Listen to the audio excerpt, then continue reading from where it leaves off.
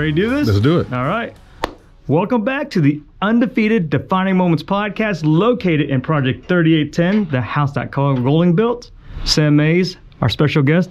Welcome to the podcast. How are you, my friend? I appreciate it. Thank you so much. It's been a couple of years because we reached out to you after we had Chisholm on, and then he's like, "Hey, get Sam Mays on." I was like, "I'm trying." Yeah, and so it's now we're here. I'm hard to. I'm the worst emailer. I'm the worst DM person. I'm the worst. I just and I honestly have a real dislike for social media as a whole. Like if I didn't have to do it for work, I really wouldn't. Right.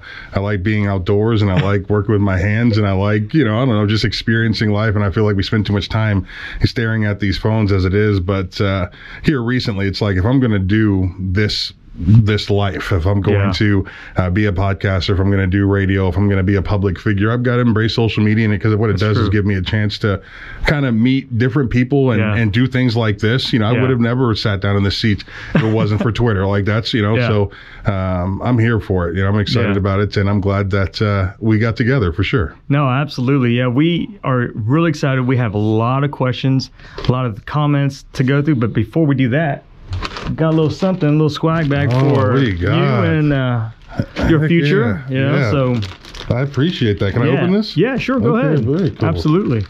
I just left the gym, so I am so like this. I'm just pulling on this. I'm like, God, I worked my tail off today. But very cool. Oh, I love T-shirts, and Brittany's gonna love these. She likes good those T-shirts. are for her. Yeah. Heck yeah, very cool. Undefeated. I love it. Thank you guys so much. Very cool. Thank you guys. The other stuff's in there is yours. Okay. Yeah. Bigger versions of these? Well, those are coming, but we wanted to give you that. So I was at a gas station the other day, and I saw a guy wearing an Undefeated hat, and I was like, I recognize that brand, but my brain just wasn't putting it together. Yeah. He's like, yeah, man, it's the Undefeated podcast, and I'm like, this is fantastic. I love it. You get it's such cool branding. I'll absolutely rock this hat, man. Thanks, I appreciate that. Very cool. Oh, dry fit? Heck yeah. I'm not doing this right. This is making me feel awkward. Now I got to start getting my guests all kinds of stuff. How cool is this? That's a hoodie too, man. Yeah, Thank you so much. Yeah. Very cool. That's awesome.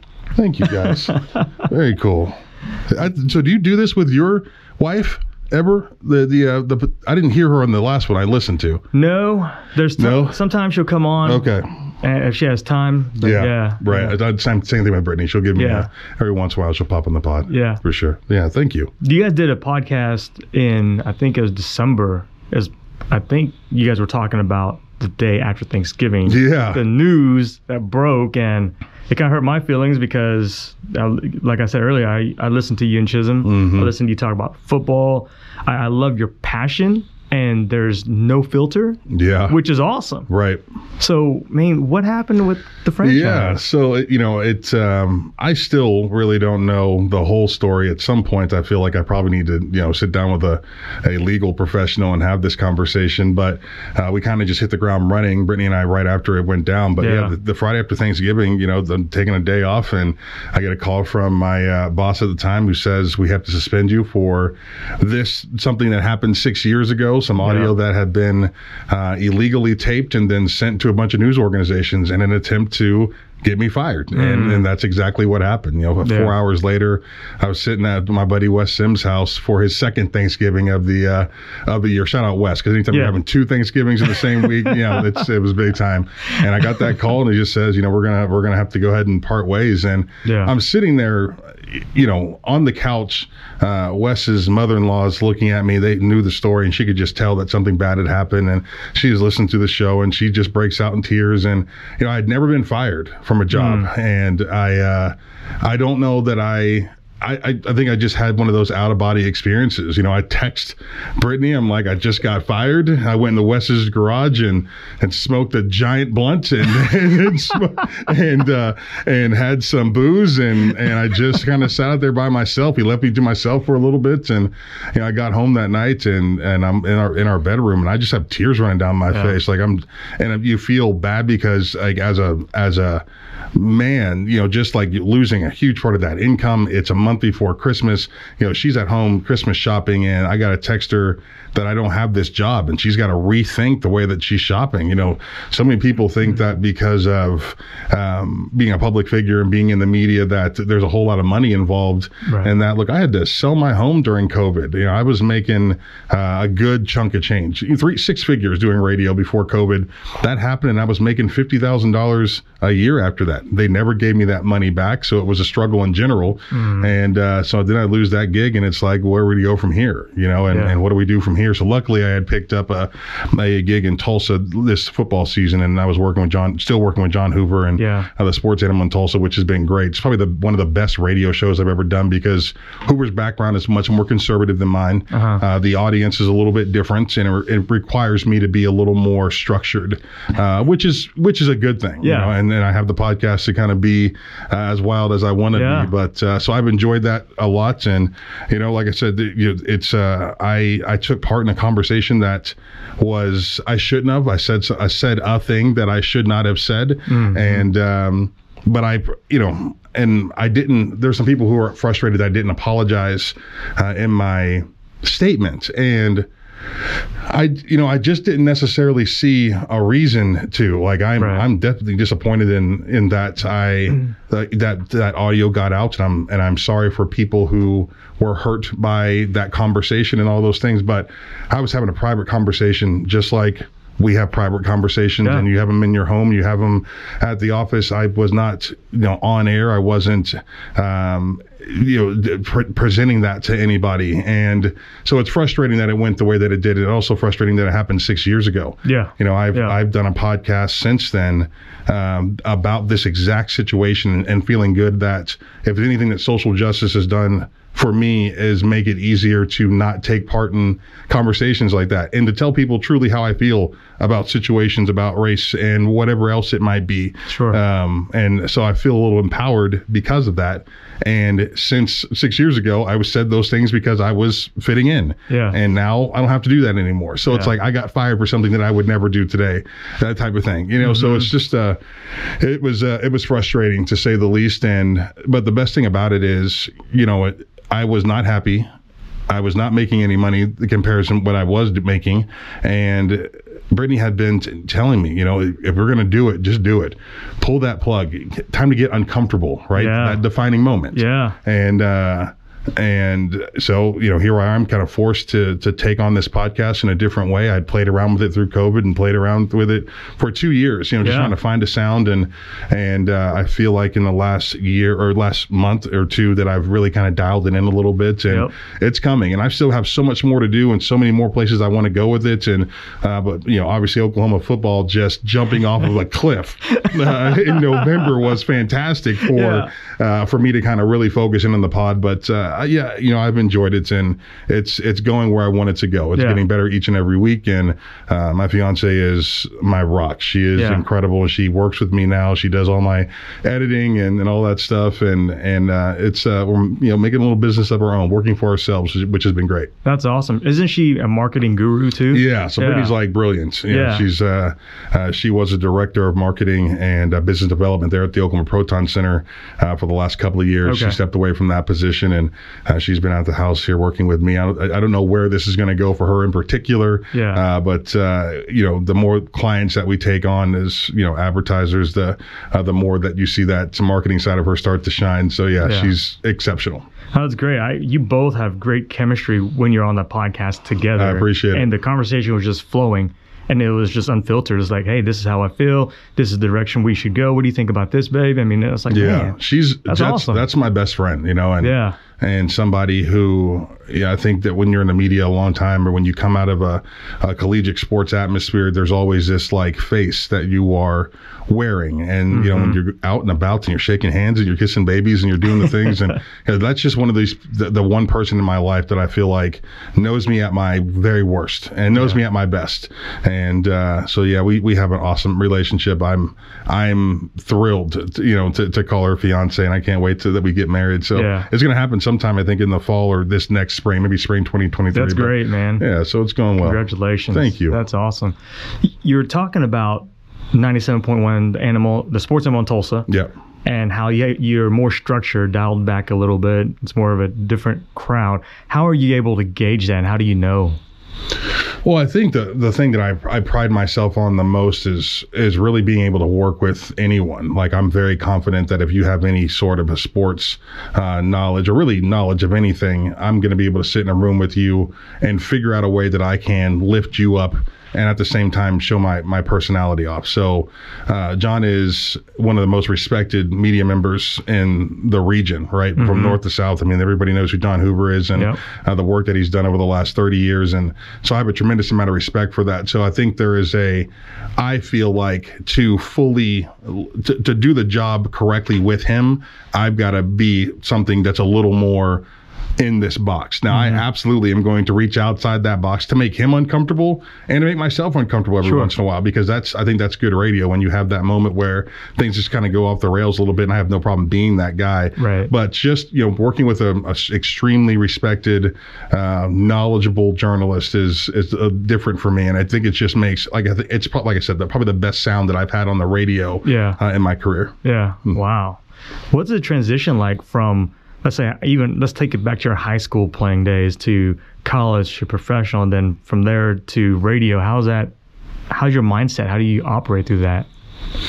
Well, I don't know that there's a whole different approach to any of it. I'm a Northeastern Ohio, Youngstown guy. I'm from the Steel Valley. I played with the grandsons of steel workers, and just a tough place. Mm-hmm. We had 24 kids, I think, signed Division I letters of intent out of 8 schools in our district my senior year, and we all take a lot of pride in that. You kind of played football to get out of Youngstown. So you take that mentality, what you learned there, and you just bring it into everything else. So it took me a minute. I had an excellent college career. I love Oklahoma State University, and I had the Friday night lights, it's from the teammates to the school to the coaches and the administrators and the support staff and the girls and the parties and it was, you could write a book about it. It was great. I loved every second of that. But I brought my Northeastern Ohio, Youngstown mentality to the football field there, and I left with that same mentality, and I took it into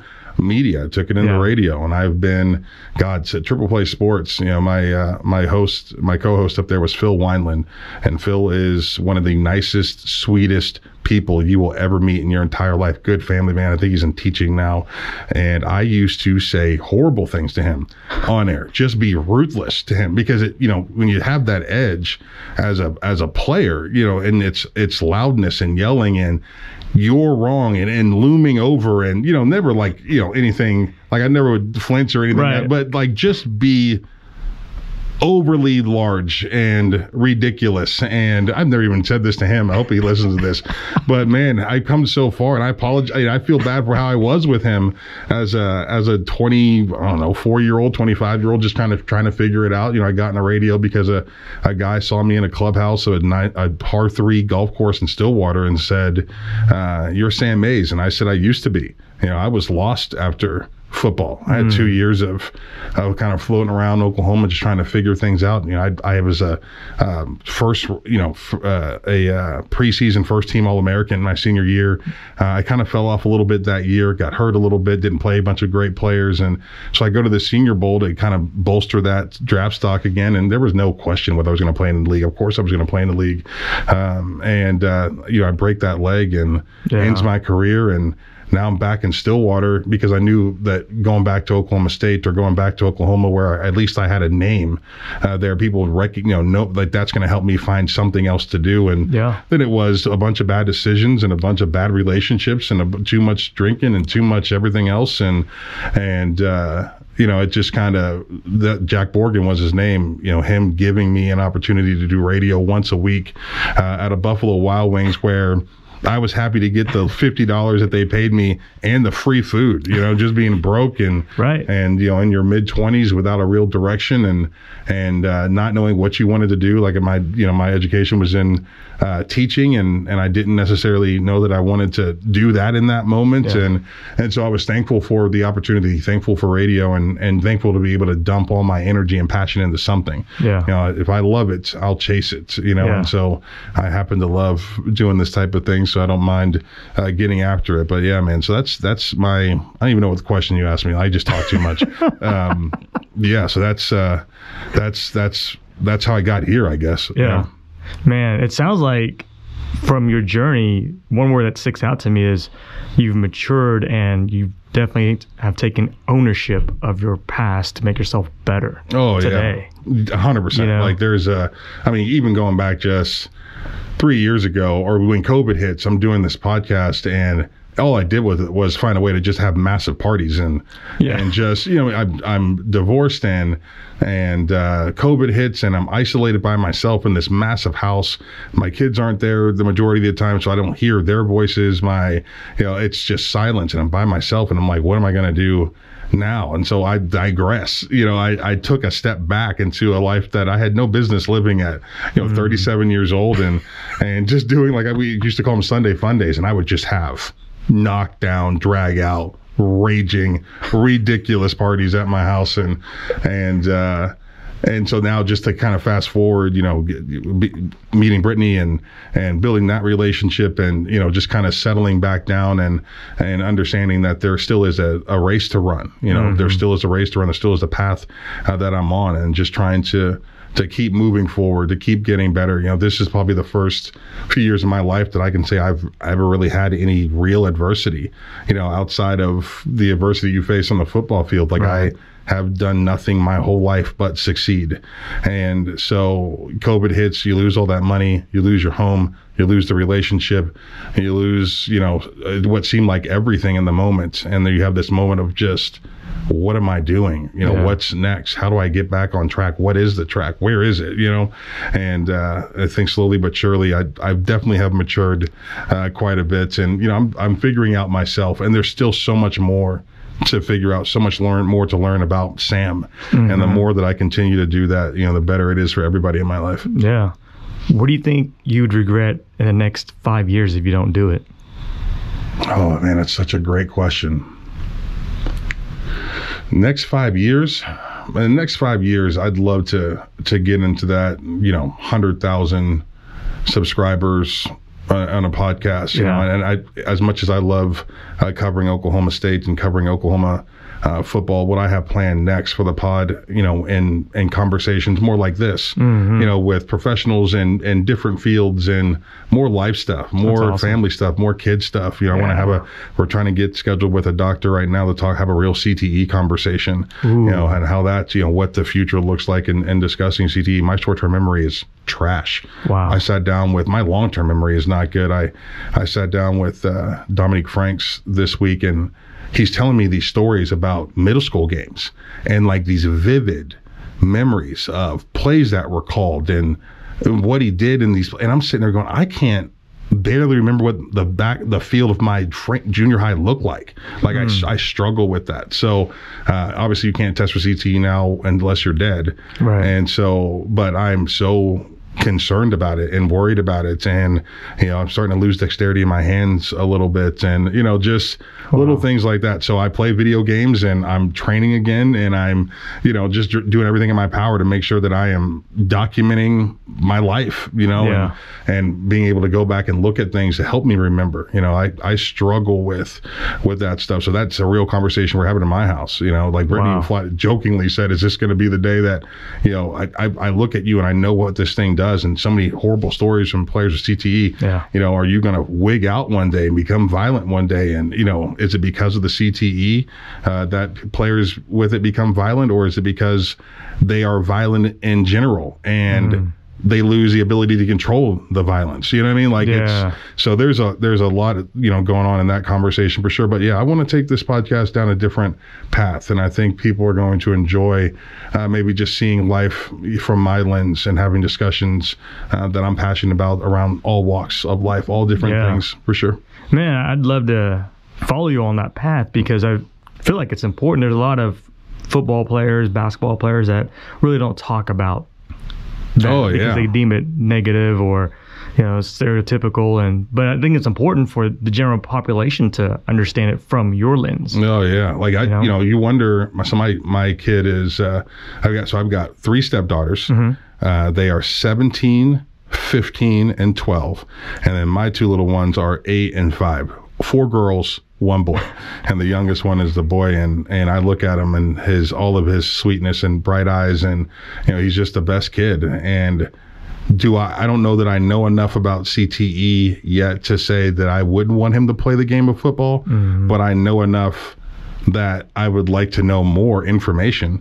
Like, did my first head injury as a kid trigger where I'm at now, right? Or was it the umpteen concussions I had at Oklahoma State? Yeah. Or was it, what was it? Like, what's that initial does a kid fall off a chair as a 2-year-old, hit their head and start that degenerative process? Is that what it is? Or is it football specific? I played offensive line. Every single time the ball was snapped, I made head contact with somebody. Yeah. If I was double teaming up to a middle linebacker, I'm going to wait at the right time that you cross my left eye, and I'm going to come off the ball and put my nose ring and my right on your jaw to purposely try to knock you out. Like, that was the game that we were taught to play.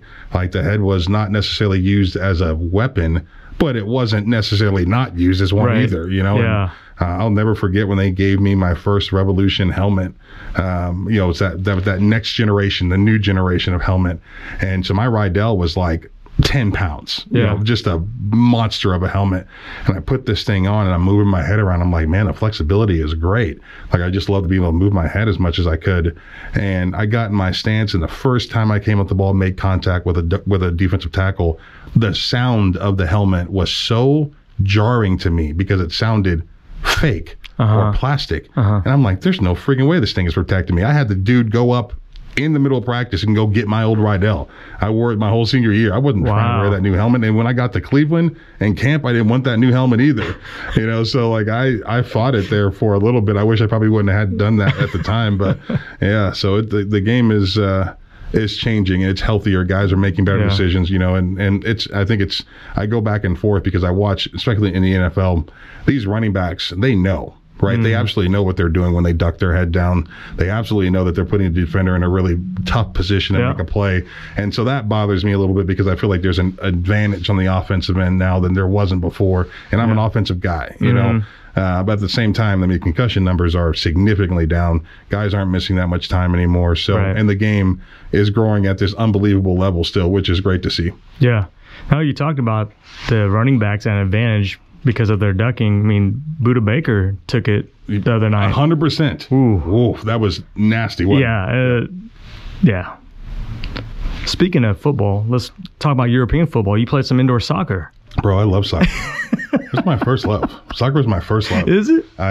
So we played as kids, and I liked the team better than I liked the football team. I liked the attitude. And soccer, when it's played at the highest level, there's a reason they call it the beautiful game. Like, I love it. I love the game of soccer. Indoor soccer was a ton of fun because the wall, you can just throw people over the place in that thing. Like, I'm not fun to play against. I'm not really fun to play with. I've got some God's gifts have given me the ability to still be big and relatively fast, even at 40. Yeah.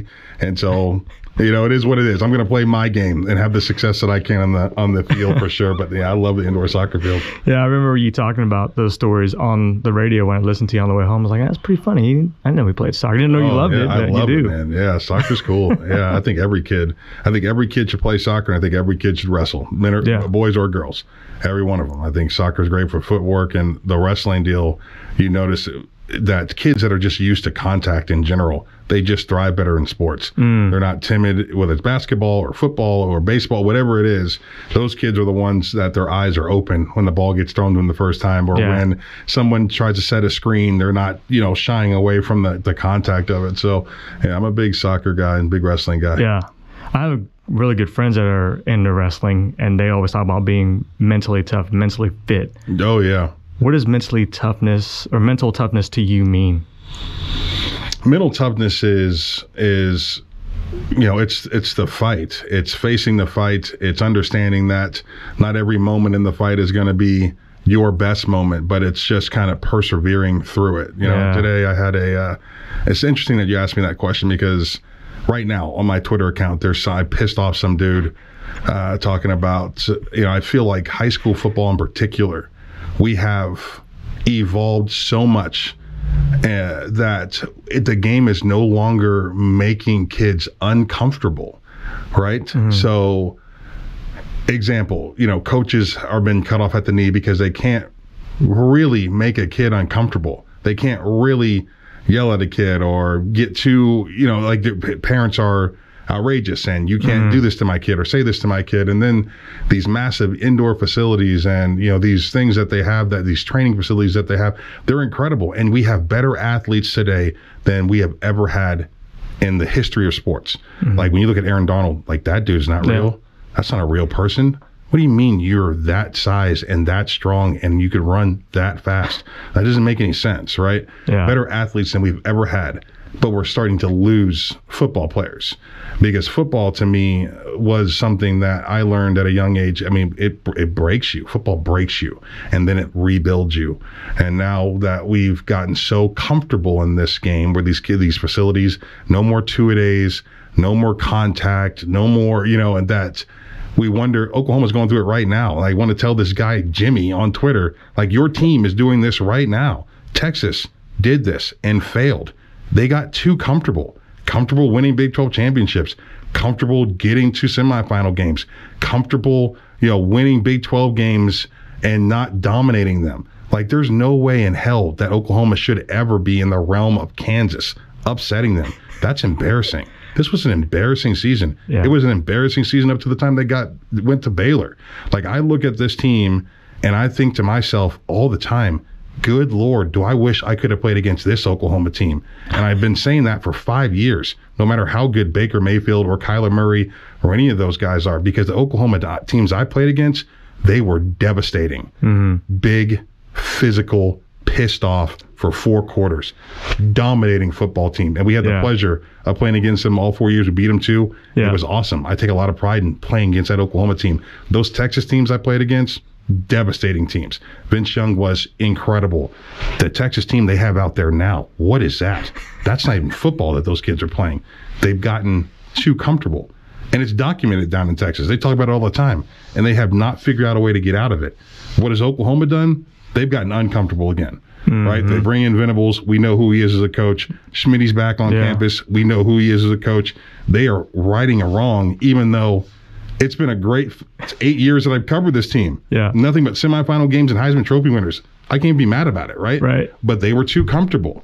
So to me, fighting that fight, keeping yourself uncomfortable, understanding that a loss or embarrassment is not the end of the world, is just going to make you better, right? That's what it means to me.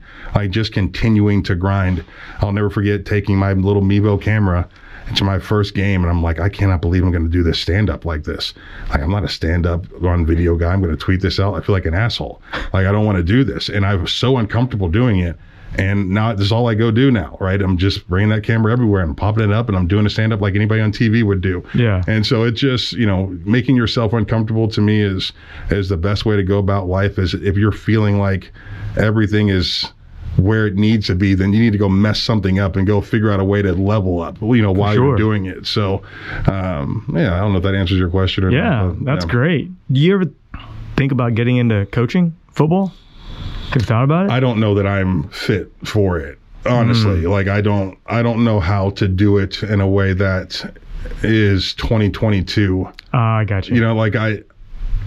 I coached 8th grade, so I was probably 25.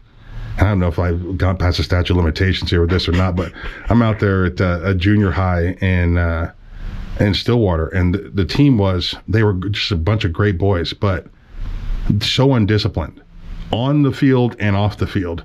And so I would just take kickoff returns and say, you're going to run these kickoffs until one of y'all sacrifices yourself to bring me down. And I would just run kickoffs back. And finally some kid would get tired of running kickoffs and just throw his little body at my legs, and I would have to jump over him and then hit the ground, and they would all dogpile me with, and I don't have pads on or anything, but I was just like, you have to just, it's just make you uncomfortable, like it's just an uncomfortable thing. And I'm a hard coach. I expect the same old school rules. When coach is talking, you don't talk.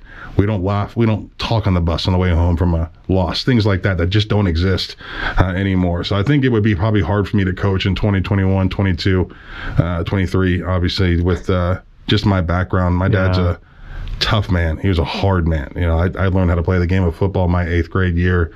He taught me with one little practice in our backyard he literally beat me to the point of my mom's on the deck screaming at the top of her lungs. I've got my pads on and he's just, get up, and I'm running back at him and he's swatting me back down and I'm getting back up, and Dad's 82nd Airborne, West Point graduate, top of his class, brilliant man, ring the bell on Wall Street type of guy. His story is exceptional in every way, and I wanted to be my dad. I wanted to do what he did, but he told me, this is how Mazes play this game. This is how our family plays this game. It's about ruthlessness. It's about anger. It's about hating your opponent, like learning to truly hate them for no reason other than the fact they showed up and now we have to do this and I can't believe you made it. Like, it's disrespectful that you're here. Like, hate them. Learn how to play the game with hate in your heart. Yeah. And so I learned that from him, and that one backyard deal. That's all I needed, and took it from there. Wow. Yeah. I would imagine, just thinking about 2022, 23 and beyond, OU bringing back Coach Venables and Schmitty, going a little old school, quote unquote old school defensive mentality, hard knocks. I would imagine that parents would appreciate your mentality. I think Oklahomans. I think there's some Oklahomans, like when I go out I love going to Kingfisher to watch games, right? Because those coaches are out there coaching. Yeah. Weatherford, those boys are out there. Ethan Downs plays for Oklahoma right now. Right. That kid is a monster and will be one of the best players in the country when they're done with him in Oklahoma. He is, but his background there in Weatherford, Oklahoma, they're coaching kids. They're out there. It's a community raising their young men still. Like that sense of community is harder to find once you get into the city. Guthrie, they're still doing it in a way that I appreciate. They're doing it like that in Bigsby. That's a community raising those boys up. And that's what the product that you're seeing on the football field. I feel like the city schools have a harder time doing that, more restrictions. I think these smaller towns around Oklahoma in particular would probably welcome me to come out and coach hard and coach them in a way that I was coached, 20 years ago, 25 years ago. So I think there's places here that I could probably do it, and there's a lot of places that probably wouldn't be like I feel like some of those Edmond schools where I live right now. I think those parents probably they're not excited about Sam coming out to coach. I promise you that. Stillwater High School, the Pioneers. Hey, you never know. Charlie Johnson up there doing it, former teammate of mine, is the offensive line coach up there. He's got some studs coming off that group. Yeah. Yeah. What are a couple of questions you wish people would ask Sam Mays, but no one ever asks? Anything other than sports. Like that's what I'm excited about the podcast for. Like, I'm ready to just have some conversations away from sports. And the funny thing about it is I find it so difficult to do. Like, this is my podcast.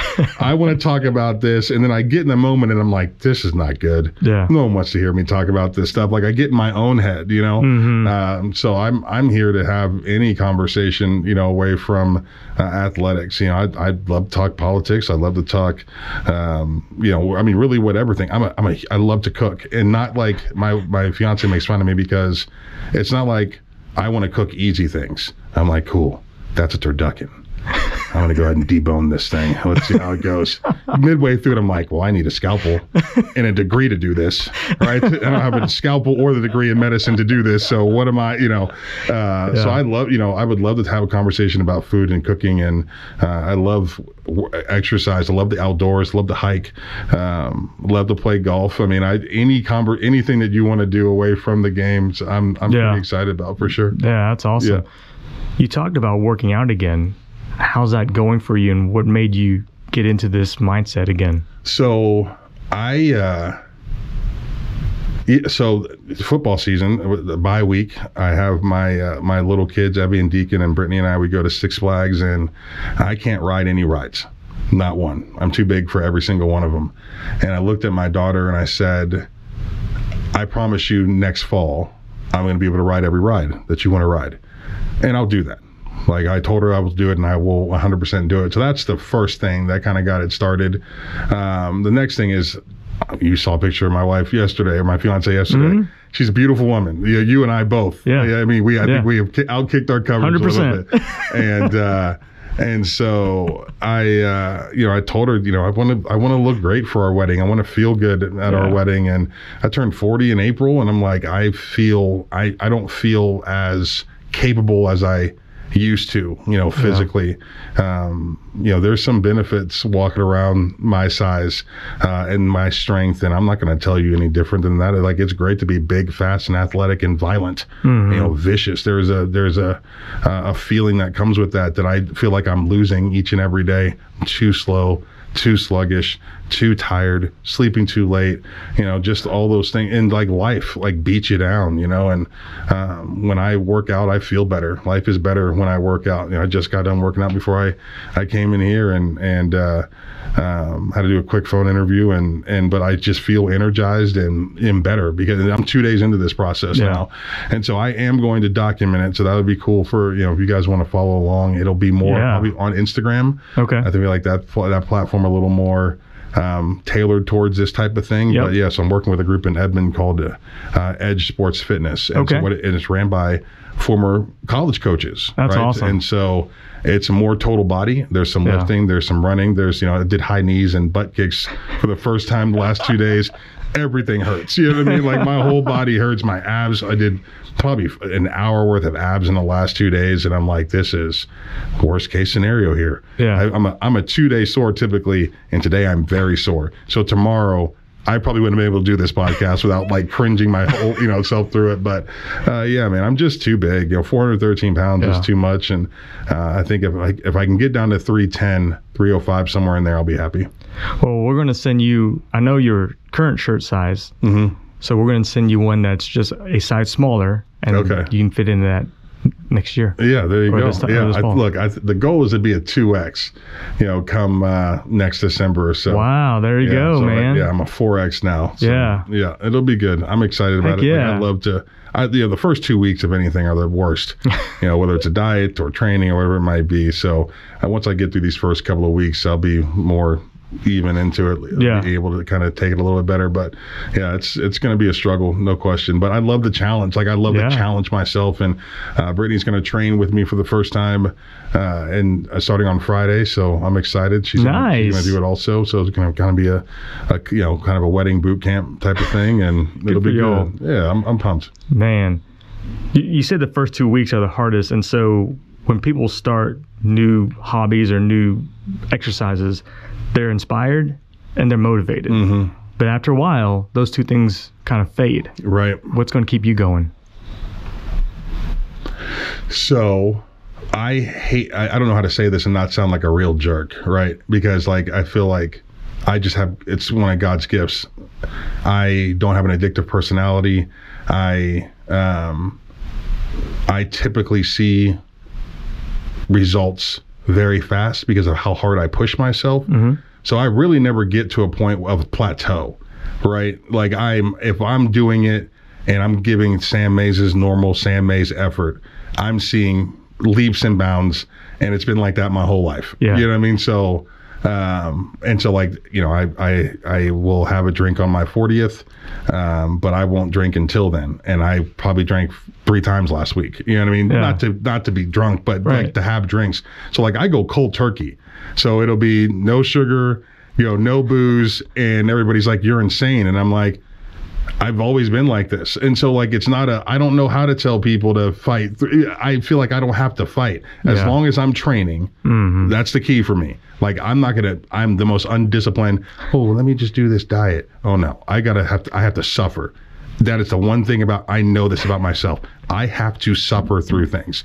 So no diet is going to work for me because I'm going to do it for about 3 days and be like, this is some garbage and I don't want to do this anymore, and just not do it. Not because I'm undisciplined, or it's just because I'm not. That's not going to help me see results fast. Sure. Now put me in a 5-day-a-week training deal where I've got my coach just kicking my ass up and down this field. It sure is easy to go home and eat healthy at that point, right? I'm suffering through this. Yeah. Everything in my body hurts right now. I got more sore sitting here right now. So it's just easier for me to, so it's once again, it's constantly making yourself uncomfortable. Why quit something when you haven't reached your goals. I don't know. I guess I just don't understand it. You know, yeah, like I just, for sure. And so I don't ever really want to tell people that I've got the plan, you know, like the master plan to figure out a way to do this, because I just know the way that I do it. And the way I do it is just fully immerse myself in it. Mind, body, and soul, right? To just commit everything to it.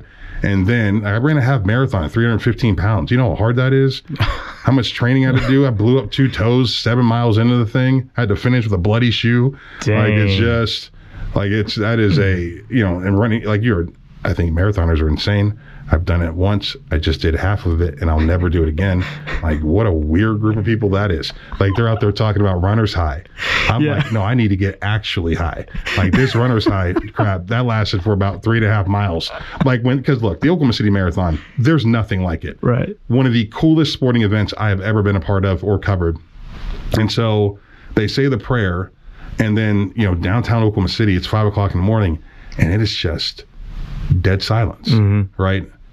And you get this overwhelming like feeling of the moment, and why are we running? Why are we here, right? And so then they blow the thing and you start running, and you know, I'm in the best shape of my life as far as running is concerned. And man, I got people with signs, run Sam run, and you know, waving, and kids are out there kind of running with me, and I'm like, this is great. Like, I'm gonna knock this out. Like, the energy and the testosterone and the, you know, just all the God, what's the word I'm looking for? Just the you know, the body just does it to you, like the endorphins and everything else. It just happens. And man, I felt great.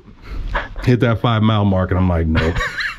What do you mean? I got 8 more of these, 8 more miles to go. And so then my toes blew up at the 8 mile mark, and or 7 mile mark, I think. Yeah, that was a disaster. That incline in Classen is a real SOB. Yeah. There's no doubt about it. Yeah. But so anyway, I just, you know, I chose to do it, and I went out and did it. The only thing I haven't been able to do, like, I thought I was going to be able to swim across a lake, and so I attempted that, like, to train to swim across any of these lakes in Oklahoma. And turns out I am not a good swimmer. Like, just can't do it well. Can swim relatively fast for a guy my size. Yeah. But it is the hardest thing I've ever, like, I look at people lap pool, they're in the gym, and they're like, I'm going to go for a leisurely swim. They're in the pool for an hour. Gracefully, you know, water's barely parting. And I'm like, I hate y'all. Yeah. All right. I'm in here 12 minutes and I want to die. Yeah. Like, I'm visibly sweating in a pool. Like, how does that even happen? I'm wet. Everything is wet. But you could tell that this is perspiration coming off of me in the pool. It is terrible. So swimming didn't go my way for sure. But, man, I'd love to do something fun. Like, you know, if I get down to 305, 295, somewhere in there, you know, climbing Kilimanjaro would be something that I would be interested in. You know, climbing, just you know, chasing something else. You know, there you go. Like, climbing is like chess. You know, every little move that you make has got to be precise and decisive. Yeah. And so I think I'm going to pick up some of that once I get down about 330 or 340 or so. Yeah. And start training like that. So, man, that's great. How do you deal with negativity? In what way?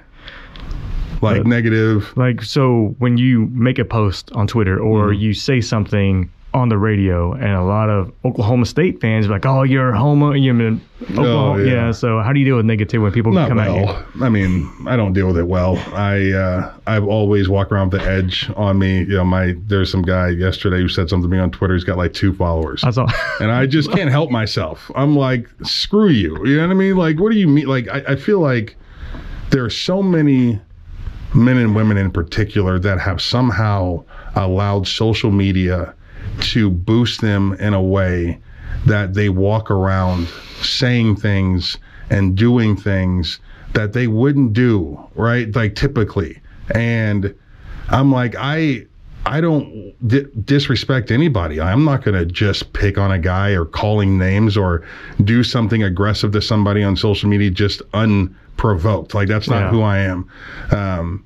But I hate that dude that's going to, like, sit behind their computer and say some dumb shit to me, you know, and like feel like they're flexing. And I'm like, you're behind your computer. Like, there's just not enough contact anymore with, like, face to face. Like, I'd love to have this conversation with you, but I bet your tone is way different when you're standing in front of me. My tone would be different too.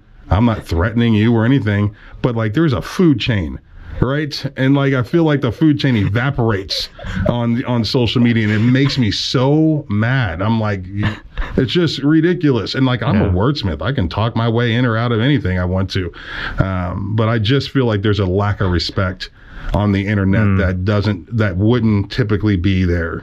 You know, like you see these videos now, these Karens gone wild or whatever it might be, and these people out there losing their damn minds in store. And I'm like, this is not the internet. Like, it's just not. And 30 years ago, you would have got your ass beat for something like that. But now everybody's too worried about being sued, you know, so that like, it doesn't happen. There is no schoolyard justice anymore. I feel like that's also a big problem. Like, you know, kids today are so, like, I'm not saying that, you know, kids should be bullied or beat up to the point of injury but there was a discipline. Like, you know, I wasn't the toughest kid in my school, right? And I remember I knocked the books out of a kid's hand in my 8th grade hallway, and he climbed me like a tree and wore my butt out in the hallway. A football player, right? A teammate of mine, he just having a bad day, and he fought me, and I lost that fight, and I learned something about myself, you know, that day. And I feel like there's just also not enough discovery happening with kids anymore. Like that's the Spartan way. Like, just who are you? Like, who are you amongst your peers? And now everybody's the same. Everybody at least feels like they're the same, even though you're not the same. Right. There are kids that are smarter. There are kids that are faster. There are kids that are bigger. There are kids that are badder. There are kids but now everybody's like, we can't make anybody feel any less than what they actually are. Yeah. And I'm like, how are we going to, who are the leaders? Who are the future? Who are the kids that are going to be driving this bus and, you know, down the road eventually? Like, I don't know. I think it's hard today people just bother me in their overall demeanor and attitude, and just there's a comfortableness with other people to be able to say whatever you want to, where I just feel like you probably, come on now, we could be better. Everybody needs to be a little bit better when it comes to stuff like that. I'm not going to disrespect you, so don't disrespect me. All right, don't just, you can say you don't like my take, but say that's a dumb take. I don't like that. I didn't say that your take was dumb. Right? So don't start with none, won't be none. Like I just say that to me all the time. You want to be nice with me, I'll be nice to you. Like, there's no reason to be jerks because you're on the internet. So if you don't like me, you got a problem with me, well, come tell me, explain to me. Come with a solution. Or hit the freaking unfollow button. Like, these dudes that have a problem with me, and then they just sit at their computer and you're just mad. Like, I love the block button on Twitter. It's fantastic. I use it all the freaking time. I don't even want to know you exist. And Twitter gives me the ability to make that so. I can't see when you are tweeted or when someone retweets your stuff. Like, you literally don't exist to me on the internet anymore. The block button is fantastic. It gets us negative. People don't like, oh, he used the block button. Look at him. I'm like, yeah, no, I did. I blocked you and your little crony friends, and I won't ever think about you ever again. It's fantastic.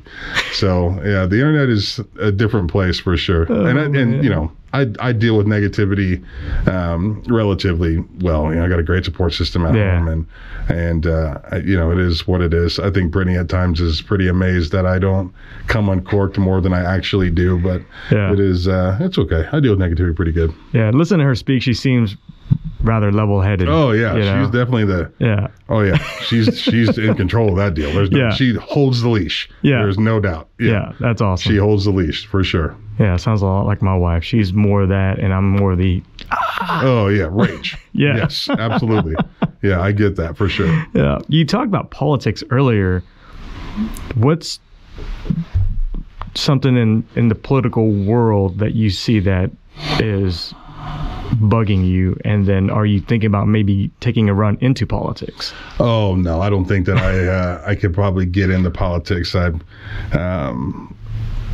I don't want to say that I'm too smart, but I feel like I'm maybe too smart, and I hate feeling that way, because the reality is, you know, the political machine that we have really seems like the only way that we're ever going to get some real change. You know, like, and I think there's a bunch of men and women out there that are 100% more qualified to do the job than the people that we have in office across the board right now, across the board. And those people will sit in the chair at a table with you and say, I'm too smart to get in politics, like I just did. You know what I mean? Yeah. And I think we get so wrapped up in the glitz and the glamour and all these things that don't matter in the world today about who our politicians are, that you weed out people who have just lived their lives, but now they can't get into politics because, they said things on Twitter or they've got aggressive. And I feel like that's changing a little bit, I guess, but maybe not necessarily for the positive. I am very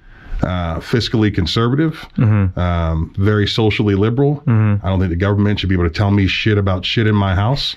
And that's just kind of how I feel about it. I want everybody to, like, I am obsessed with Brittany Prince. I am absolutely head over heels in love. I hope that every human being on the planet can experience the same type of love that I do, no matter who that is. The government has no control over who people love. I hate that, right? Women's bodies in the same way. Like, the government has no right to tell anybody what to do with their own bodies. Like, that's where I'm at with this. I believe that, as far as the money side of things, I feel like we don't hear enough conversations about infrastructure in our country. Like, I'm very concerned that as we send dollars around the world for things that we'll never see the benefit of, we watch our bridges and our roads and our internets, our digital systems, and everything is just so old and unprotected. And I think it would be ignorant to believe that we weren't going to see some sort of, the next terrorist attack that we have is probably going to be some sort of digital attack, and so I wish that the government would pay more attention to Americans. I feel like we've lost a little bit of that, and I hate, and it's selfish, and I know there are people around the world who are in way worse situations than we are in this country, but we are headed down a path that I feel like if it's not corrected, it will be catastrophic. It's just the reality of it. Same thing with our environment. Like, people want to act crazy when they're asked to recycle or asked to to be mindful of conservation of our wildlife and of our national parks and our things. Like, that's okay to take care of those things. That's okay to hug a tree every once in a while. That's okay to to be able to want to say that your great grandkids are going to be able to experience the same type of beautiful things. I drove from San Antonio to Phoenix here recently for the Alamo Bowl, from the Alamo Bowl to the Fiesta Bowl, and like, I'm that old dad that's in the car, like, look at that rock and look at this hill and look at that mountain and how beautiful is that? Like, this country has so much to offer from a landscape situation. I mean, you can basically see everything but the rainforest basically here in the U.S. And you go up to Seattle, every once in a while it might feel like a rainforest to you. So I'm that's, just kind of a roundabout look at how I feel about things like that. I think conversations need to be had. I think conversations without an agenda, conversations we have, the political parties here are a disaster. Like, when you put in your profile, I'm a Democrat or I'm a Republican, before you put I'm an American, I'm like, you're not on the team. Like, what team are you? I'm on the American team. I'm not on the Democrat or the Republican team. I want to know which Americans are going to help this country be better and grow and take leadership in education, in science, and arts. Like, this country was incredible in the 50s, and this is coming from a black man who it wasn't incredible for in the 50s. It wasn't incredible for, and it's still not always incredible for.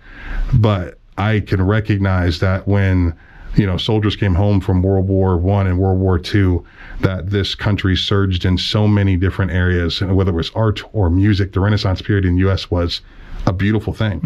And I feel like we've gotten so far away and focused on growing as a nation, and we're growing in these little pockets, these little sects of people, that it's disheartening. It seems so overwhelming and so big and so broad and so intimidating at times that you just don't know what to, like, what do you tell the kids? We have open conversations at our table.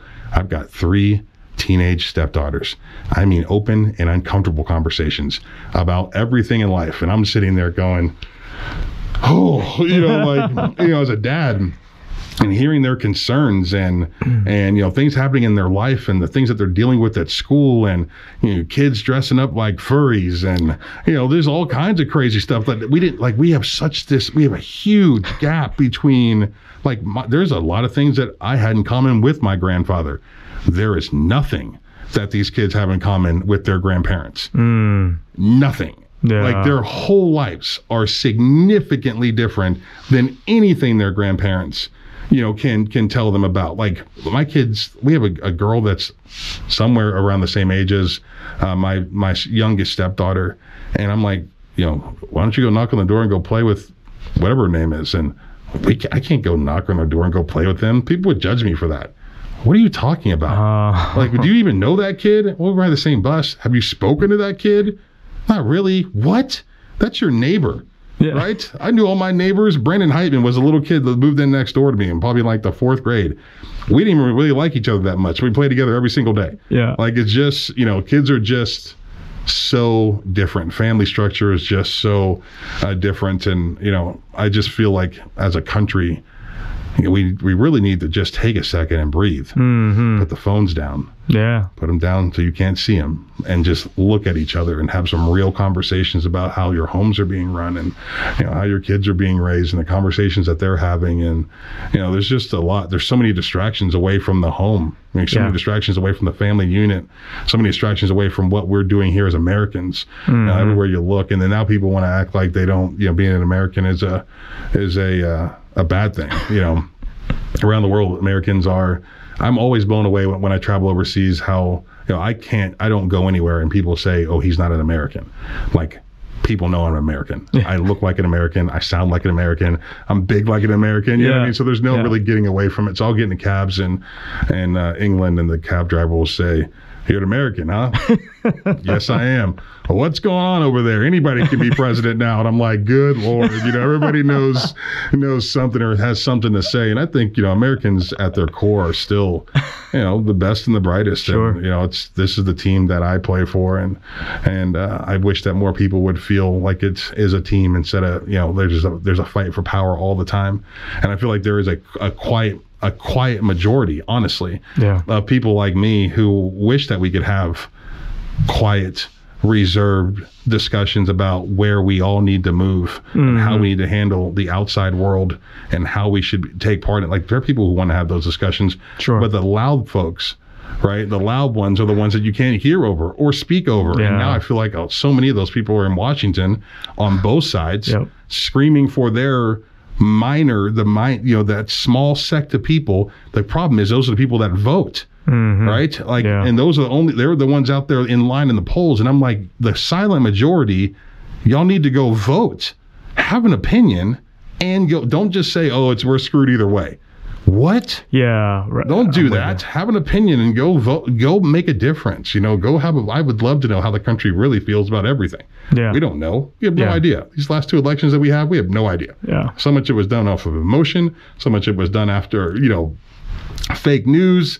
But it is just when your main news companies are now satire, you can't even watch Fox or CNN anymore. That's literally it's satire. Yeah. I saw a deal, Tucker Carlson, bro. He did a deal, and I'm sitting there watching it on my phone, and it said something like, "I spotted Michael Jackson the other day." I saw that. Did you see this? I saw that. What? That was on national news. Yeah. And it was hilarious. I laughed unbelievably, but I thought it was a Saturday Night Live skit. But that's a real news organization, right? CNN's got the same deal, just on the other side. I'm like, what are y'all doing? Right. What is? And so it's just people are misinformed, and they just want to get on their team and yell at the other team, and why everybody else is just looking at this country going, they've never been more separated. I feel weak as an American, as I feel our country has never been weaker, and as a collective. What actually happens if something happens? If God, I mean, whether it's a foreign country or something that we need to unite, are we even capable of doing that anymore? Yeah. 9/11 happens and the whole country united. Yep. I'll never forget where I was when that happened. Yep. Walking down campus in Oklahoma State. And what happened those next months was incredible. And you saw this linking of the arms that I didn't know as a kid, as a 19-year-old, 18-year-old. you don't even really understand what you're watching. As a 40-year-old, I question if we could get back there. Right? Mm-hmm. The last 10 years have been so volatile. Like, if something happened to us again as a country, are we going to get back to that moment where we lock our arms again and do what Americans have done for hundreds of years, right? It just seems like it's further and further away, all the time. So it's true. Yeah, it's true. Well, Afghanistan happened recently, and it wasn't like everyone locked arms. It was like, you did this, you should have done this, and you're right, you did that, and why didn't you? So it's like, it's divisive, right? For sure, it is. There's a lot of that happening today. I also feel like, being African American, being black, and having the social justice conversation. People saying that because we're having the conversation that is divisive, and I'm like, well, that's not true. These are all conversations that we probably just need to have. The more we learn about each other and each other's problems and issues and lives and struggles, the better for everybody. And I think that as a black man, probably for the first time in my life, I feel empowered by having those discussions. I'll talk to anybody about what my life has been like. At times I've had some real shitty experiences in Oklahoma as far as, my color and, being at a Red Dirt concert because I love country music, and somebody yelling, "Hey, N-word, what are you doing here?" Like, that's happened to me before. At the same time, I'm pretty sure I can roll out to O'Keene, America, or any of these small towns out west in particular, and knock on somebody's door, and somebody's gonna be like, "Why don't you come on in here and have a chicken fried steak?" And so, what I mean? Like, it's just like, Oklahomans are fantastic. And I feel like they've gotten a real negative rap here with all that social justice conversation because of the people who are the loudest, people who want to make displays out of things like that. But I mean, the world is, there's some good things that are happening, there's some bad things that are happening. Politics I gotta be a part of it. I just don't know how we get out of the hole that we're in. How do we all just put the guns and knives and your old school mace down and look at the person across the aisle and say, "Hey, can I just shake your hand? And your kids are cute." And they probably do the same thing that my kids do. Let's have a dad talk or a mom talk. Awesome. And just let's have a conversation, like an actual conversation. And if we can do that, maybe we can find a way. If we can't, I don't know what happens next. Man, your 100,000 followers or listeners that you want on your podcast, that's a little low. You think so? Yeah, just the conversation, the vibe I feel, the energy, all these topics, 200,000-300,000 easily. It, man. No, I'm serious. Yeah, I'm a fan of the show. I'm a fan of you, obviously. I appreciate that. But let's get to some Twitter followers. I'll be short-winded. I'll try. No, you're good. Favorite road environment you played in? So I was blessed and fortunate enough to play in the first home game in College Station after 9/11. And they striped that stadium, right? So it was red, white, and blue on all three tiers, and not one I get goosebumps right now thinking about it too. And not one fan wore their colors that day. And it was the only time that we were allowed to be on the field for the national anthem during college, because your players aren't out there. And I just remember looking up in the stands, and there's not a dry eye in the place.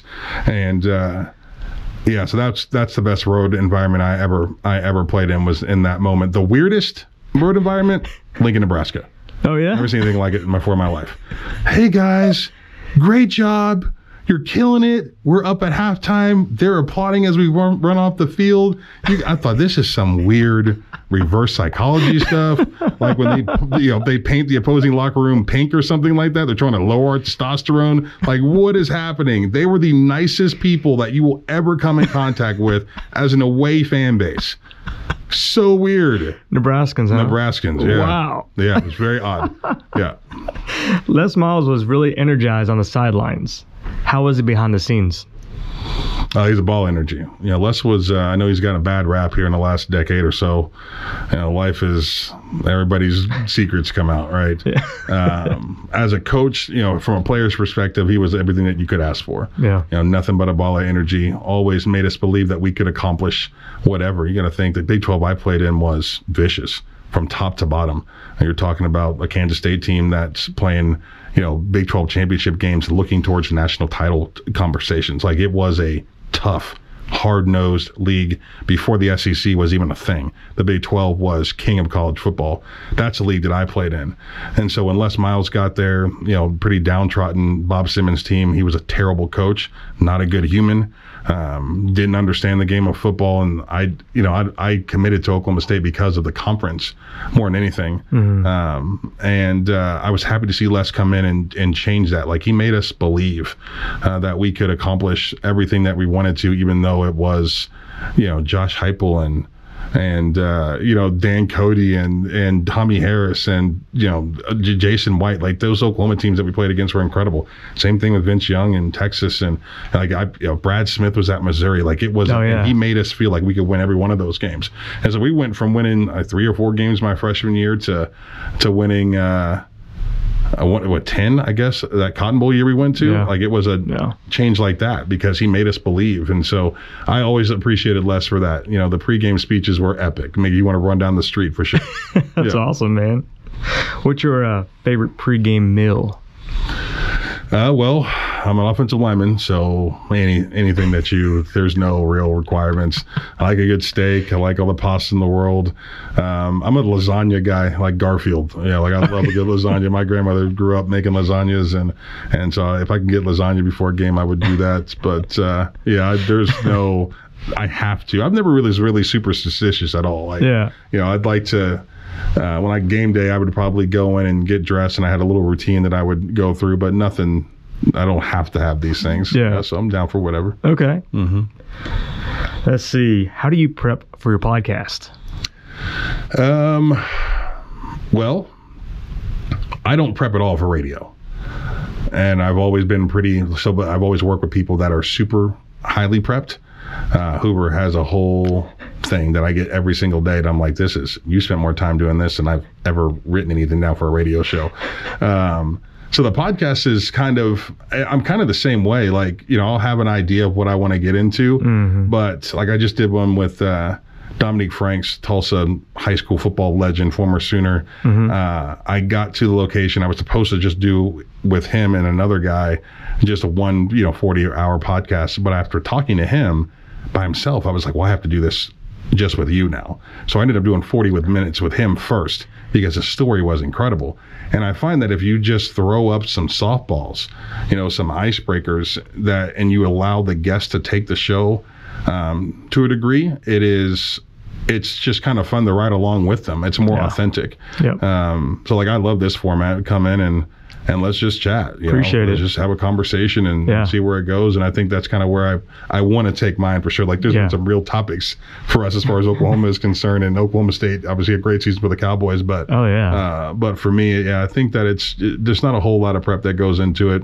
The basics, know enough to open up with a couple of questions and just kind of let it go from there. Yeah, that's awesome. If you're a high school kid today, what are the top 5 schools would you choose from? And if your coach left after a year or 2, would you consider following the coach? High school kid today. Well, so here's what I'll do. Let's take Sam and put me at Fitch High School in 2022. So I was a 60-40 run guard. We ran a stack I. I would say in 2000, there was probably 150 of me that came out of high school football. I would say there's probably 25 of me that come out of high school football now. Like, the game has changed so much, spread offenses and everything else. You don't get any true road graders anymore. And so that's what I was. So I probably would entertain the top 25, 30 schools in the country. I think that I'm an Ohio kid, so Ohio State would have been my first pick. It was my first pick then. I went to the Ohio State football camp, and it was myself and Anthony Munoz, his son, and we decimated all and just knew that John Cooper was going to offer scholarships after this camp, and he looked at us both and said, we have grant money. That's what we can offer you. And so Munoz went to Tennessee, where his sister was playing for Coach Summit, and I ended up at Oklahoma State just because of the opportunity in the conference. I had no ties to this part of the country, but the Big 12 was just too good at the time for me to ignore it. and it would have given me a home to go run the football against some elites. Yeah. Texas, Oklahoma, Nebraska. They had some big time defensive tackles, defensive ends. So, that's kind of where I was at. But today, I think that I'm searching for run games. I think I could find it in Bama. I would find it in Norman. I would find it in Ohio. I would find it with Clemson. I would find there's probably some tertiary schools that I would have considered too. Like I like Mac Brown and what he's doing at North Carolina. I would have probably considered him a little bit. Wisconsin football to me is a staple. Notre Dame, when we were in high school, like Youngstown's a big Catholic area, so the respect for the Notre Dame Fighting Irish is immense. I would have considered Notre Dame now too, but I don't know that I would have. The Big 12 is still getting back into it. I don't know that I would have considered this conference outside of Oklahoma at this point. And with them going to the SEC, maybe that's the play. If Ohio State had said no, but Wisconsin probably would have been. So my top three would be Ohio State. I'll give you my top four. Ohio State, Wisconsin, Notre Dame, Oklahoma. Wow. Yeah. Okay. And that's only with the SEC move. Yeah. I don't know that I would have considered them if they were staying here. Oklahoma? Yeah. Wow. How do you want to be remembered? Oh, probably just as a good dad, and just a hard worker. I want to be successful because I want my kids to experience a life that is full of just great memories and experiencing all the things that they can. That's kind of where I'm at. I want my kids to look back and think we learned from him, we loved him, we cherished our time with him, and he did everything in his power to make our lives better. Yeah. That's how I want to be remembered. That's awesome, man. How do people get in touch with you? How do they follow you on social media? Yeah, so you can follow me. Really, I think it's all of them. It's at All American Mays. I took it's not American, it's just American. I like that, just America. Yeah. All American Mays on Twitter and on Instagram. You can follow me on Facebook too. I haven't really developed my Facebook page, like my fan page as much, but if you can get in on my general page, feel free. I think there's a 5,000 limit cap, so I have to, as people get tired of me, I just refill it, add 10 more people to the mix to cap out at 5,000. But yeah, pretty easy. Or you can email me at samonsports@gmail.com. I'd love to have those conversations. And the Sam Mays podcast, man, that's the thing. That's what we're up to these days. And you can find that anywhere you find podcasts. The YouTube channel is super important. Right now, we just kind of got that going. Just got over 1,000 subscribers here the other day, and that's pretty cool. So if you can, go to the YouTube, subscribe to that for sure, and check out the pod. Let me know what you think. And I've got to find a way. I love this. Did you just reach out to people on Twitter or whatever and say you have any questions? Yeah. That's awesome. I need to start doing that. And just kind of interact with people a little bit more. I think I'm going to get a phone number for the pod. Cool. And let people be able to call in while we're doing it. So I think that would be fun, and just kind of interact with people that way. So but just stay tuned to that stuff. And like I said, subscribe to all the things and leave a review if you don't mind. And for sure, I appreciate that stuff. Man, that's awesome. I look forward to this journey with you, keeping track of your weight loss, your marriage life, getting in all the roller coaster rides, and Six Flags? Six Flags, man. Six Flags in Texas. I'm going to ride everything. I love it. This fall, that's the plan. I love it. To get a six-pack. That's awesome, too. Yeah, right. Yeah. I'm hoping for it, for sure. And then you'll have 200,000+ downloads and followers. And that's what's up. Dude, you'll be up there with Joe Rogan. I like how you made me level up. I appreciate that. That's a new goal. 250,000. Let's see if we can make it happen. Man, well, you got the energy, you got the vibe, you got the conversation. You can do it. I appreciate it. I appreciate you, man. Thank you so much. Thank you so much, Sam. Appreciate you.